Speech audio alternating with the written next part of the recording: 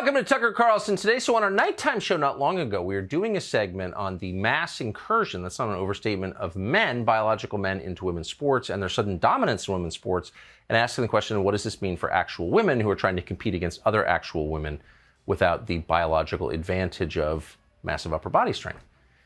In the course of that script, we threw to a soundbite. It was shot in March of 2022 at an NCAA swimming event in Atlanta, Georgia, in which Leah Thomas, a biological man, was competing against women. Now, it's shot in the stands, and there's a woman sitting there with a foreign accent, you'll see it in a second, from the UK, and a transgender rights person comes up and starts interrogating her about her views. This is her response. Here's the clip that we played. Watch. I'm a woman. That is not a woman. Can I ask you a question? That is not a woman. Can I ask you a Do question? you have ovaries? Can I ask you a question? Yeah, go on, then ask me a question. Ask me a question. Are you a biologist? Oh my God, don't be ridiculous. No, I'm not a vet, but I know what a dog is. Are you a biologist? Don't be ridiculous. I'm not a vet, but I know what a dog is. That was like the greatest distillation of common sense we've seen in a long time. And so we immediately started to find out, who is this person who would say something like that? And that person turns out to be Kellie-Jay Keen. She's founder of Standing for Women in the UK. And we're very happy to have her in our studio right now. Kellie-Jay Keen, thanks so much for joining us. Oh, thanks so much for having me. I just love that clip. First of all, because you approached it with humor, which is crystallizing, clarifying. So who are you and how did you wind up there? Well, I'm a women's rights campaigner, and I've been doing this since about 2015 and very seriously since 2018. And this sport issue in America really crystallizes exactly what's going on for the masses in the fact that men can't actually be women. Wait, so how did you wind up? So feminism has been a force in the West, in the United States, and the United Kingdom for 60 years. But with the addition of this new wrinkle, this idea that people can change their biological sex at will, it's really kind of short-circuited the whole feminist movement, and most of the established feminist groups will not touch this at all. Yeah. In fact, they're on the other side working against women, I would argue. How did you get involved in this? Well, I think it helps that I'm not actually a feminist. Okay. And I'm not a feminist for a multitude of reasons. One is that I don't think it's very helpful to bring all women into looking at their rights if we decide that we ring fence it with the word feminism.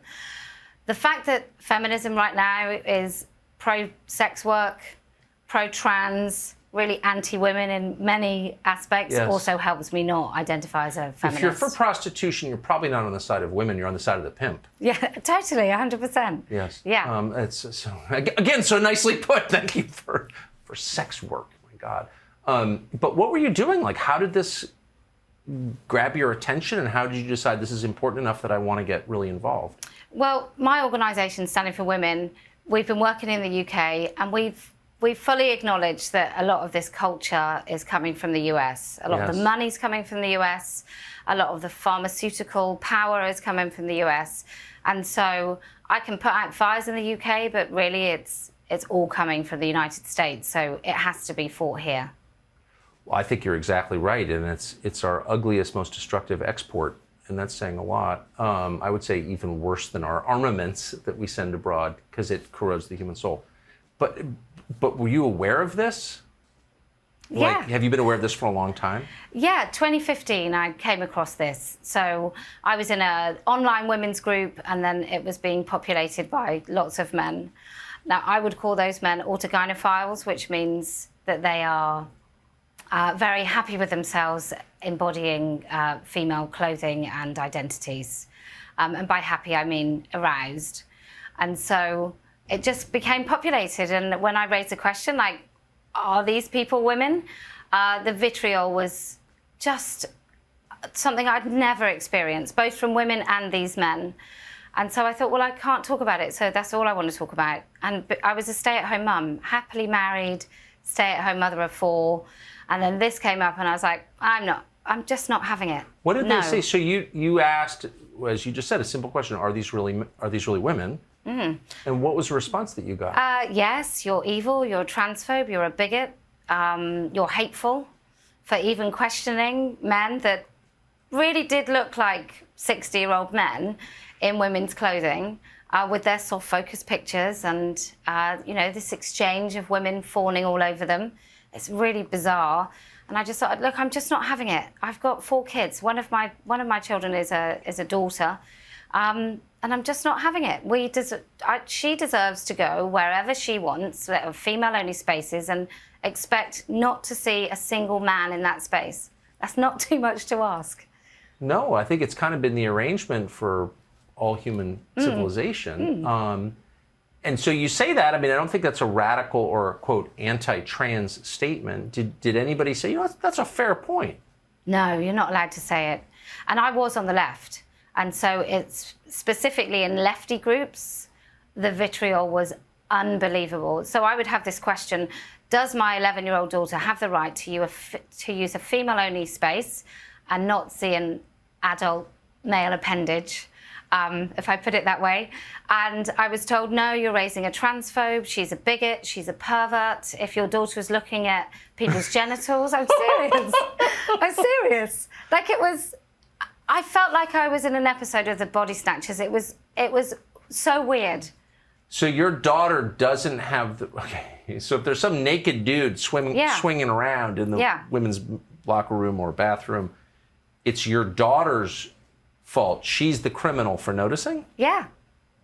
Yes, 100%. Yeah, that's how mad it is. You can't question a single tiny element of this dogmatic, quasi-religious movement, because if they answer truthfully anything, it's game over, because it's not real.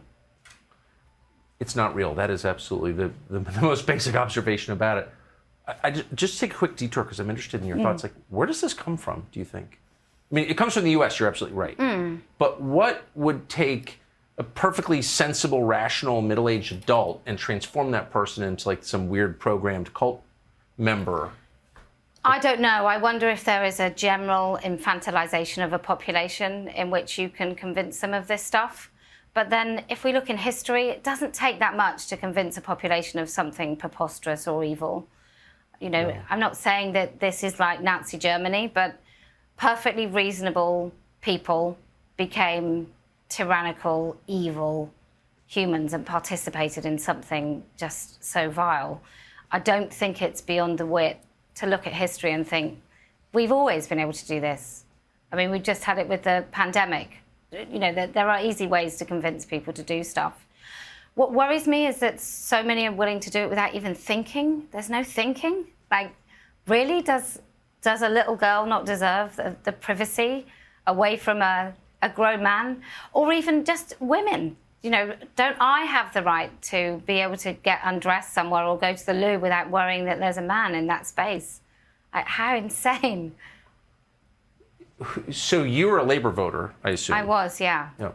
You say was. Is there anyone, is Jeremy Corbyn on board with this stuff? Is there anyone in the Labour Party in the UK who's like, I'm a traditional feminist. I'm like for women. Anyone left? No. Well, even if they are, they can't speak because then they don't get elected and they get harassed out of their job. There's an MP called Rosie Duffield. She's spoken up a little bit.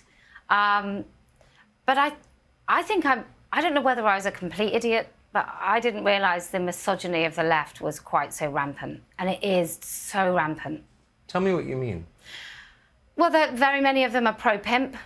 In the left, on the left, and they really are. They're pro-pimp and they're anti-women. They don't seem to think that a woman is allowed to assert what a woman is. They do think that the dictionary definition of the word woman is a transphobic dog whistle. I'm serious. I don't know why I'm laughing. It's civilization ending, I would say. I know, I really do think these are the last days of Rome. Yes, I think you're right. So you start just making common sense observations about observed reality. Yes. What happens? Well, I get cancelled, so I've not been allowed to be on Twitter since 2018. Even the Mumsnet, the parenting forum, I'm banned from. But that was asking an MP to drink. I asked an MP, what is a woman? And I said, if you answer, I will drink a bottle of Prosecco through my nose. Because I know you're not going to do it. And she didn't, and I got banned. Wait, you got banned for asking a member of parliament to define what a woman is? Yeah. Yeah. You radical. I know, I am practically evil personified.